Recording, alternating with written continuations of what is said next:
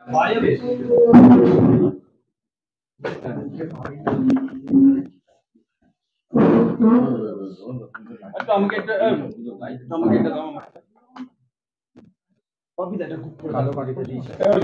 সামনে নিয়ে আসলে হবে না, আমি এদিকে সরাবো।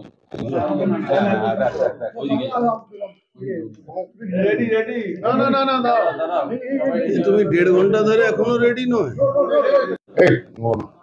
ফের তলব করলো, হ্যাঁ শুরু হচ্ছে। পশ্চিমবাংলার সিআইডির তো দলদাস সিআইডি,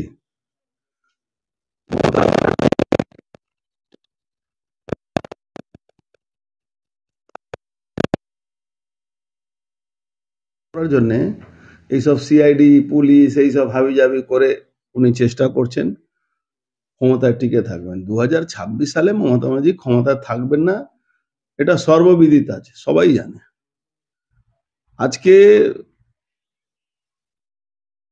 দ্বিতীয়বার আমাকে ডাকা হচ্ছে, আমি বুঝতে পারলাম না প্রথমবারই কিসের জন্য ডেকেছিল, আজকে দ্বিতীয়বারও কিসের জন্য। সিআইডি তরফ থেকে যে প্রথমবার আমাকে ডাকা হয়েছিল সেই 4 ঘন্টা আমার সময় নষ্ট করা হলো, আর আজকে জানি না কত খুন আমার সঙ্গে কথাবার্তা বলা হবে। পুরোপুরি সময় নষ্ট করা, কোনো ভিত্তি নেই, কোনো নেই। আমি বারবার আগেও বলেছি, রাজনৈতিক প্রতিহিংসা নিয়ে মমতা ব্যানার্জি ক্ষমতায় থাকতে চাইছেন। একদিকে সারা বাংলায় মানুষ নিজের সাংবিধানিক অধিকার পাচ্ছে না, আরজি করে অভয়ার খুন হলো, বলাৎকার হলো, তিলোত্তমার বলাৎকার হলো, খুন হলো। যে অপরাধীরা খুন করেছে, অপরাধীদেরকে আড়াল করার চেষ্টা উনি করেছেন। সেই দিকে মন না দিয়ে সবসময় মানুষকে বিভ্রান্ত করে সরকারি পয়সাতে, আজকে 2-4 অফিসার বসে থাকবে,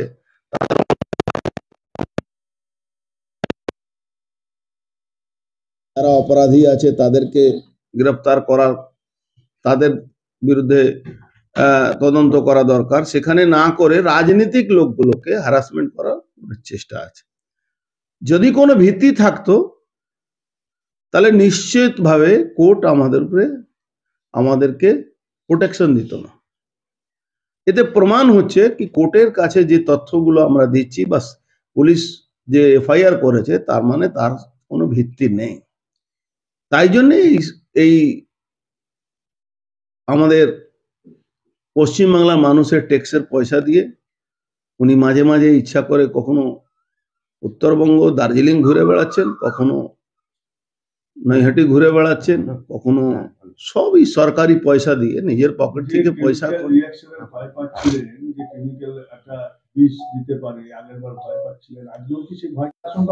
200% আশঙ্কা। দেখুন, মমতা ব্যানার্জি দুজনকে মেরে দিলে মমতা ব্যানার্জি শান্তি হয়ে যাবে। একটা শুভেন্দু অধিকারী আর একটা অর্জুন সিং, ও মেরে দিলে উনার শান্তি।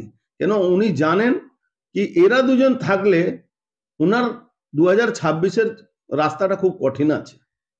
কেন আমরা মৃত্যুবরণ করব, তাতেও আমাদের কোনো অসুবিধা নেই, কিন্তু মমতা ব্যানার্জির শাসনকে আমরা 2026-এ থাকতে দেবো না। তার জন্য তো আজকে অ্যাডভান্স বললে তো কোনো লাভ নেই না। কেমিক্যাল, আমি তো আগেও বলেছি, এরকম কেমিক্যাল নেই, কোনো কেউ বলতে পারবে না। আপনি দেখেছেন নজরুল ইসলাম যিনি এক্স আইপিএস, তিনি স্পষ্ট বলেছেন।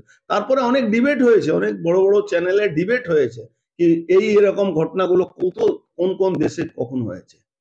আজকে আপনি দেখছেন তো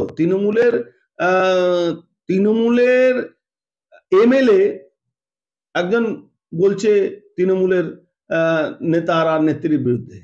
তো এরকম অনেক আছে, তারা ওয়েট করছে, তাদের সঙ্গে আমাদের যোগাযোগও আছে, তারা আসবে। না, হুমায়ুন কবির সঙ্গে আমরা, যে হিন্দু নিধনের কথা বলবে তার সঙ্গে যোগাযোগ আমরা রাখবো না। কিন্তু হুমায়ুন কবির একটা কথা আপনি ভুলে যাচ্ছেন, কি 20টা সিট কি করে জিতবে তৃণমূল, এটা আমরা দেখবো। এটাও তো ব্যাপার আছে, আমাদের তো সবটাই ঠিক আছে। তালিবানি ইউনুসের দিদির বা বোন বলুন, যাই বলুন, তার সরকার বাংলায় আর আসবে না। আমাদের ও তালিবানি ইউনুস যে বাংলাদেশে যে হিন্দু নিধন করছে, এখন পর্যন্ত 3 মাসের মধ্যে 2000 ইনসিডেন্ট হয়েছে, ঘটনা ঘটেছে। 2000 উপরে মন্দির ভেঙে দেওয়া হয়েছে, বাড়ির লুটপাট হচ্ছে রোজ আমাদের কাছে ডাইরেক্ট আমরা টেলিকাস্টে দেখছি। মানুষ কাকে বলছেন? তালিবানির ইউনুসের, আমার অপোজিশন লিডার কালকে তো বলেছেন তালিবানি ইউনুসের দিদি বা বোন, উনি বোন বলেছেন মমতা ব্যানার্জি। তালিবানি ইউনুসের বোন হলেন মমতা ব্যানার্জি। উনি বাংলাটাকেও এই হিন্দু নিধনের জায়গা নিয়ে যাচ্ছেন। আমি বাংলার সমস্ত সনাতন ধর্মের মানুষকে বলছি, যে যেখানে দলে থাকুন, বিজেপি আসতে হবে না, কিন্তু ভোট দিতে বেরোবেন যখন, তখন মনে করবেন কি এই তালিবানি ইউনুসের ইনি বোন, ইনি বাংলাকে তালিবানি শাসনে নিয়ে যাচ্ছেন। বাংলায় তো ভোটই দেওয়া যাচ্ছে না।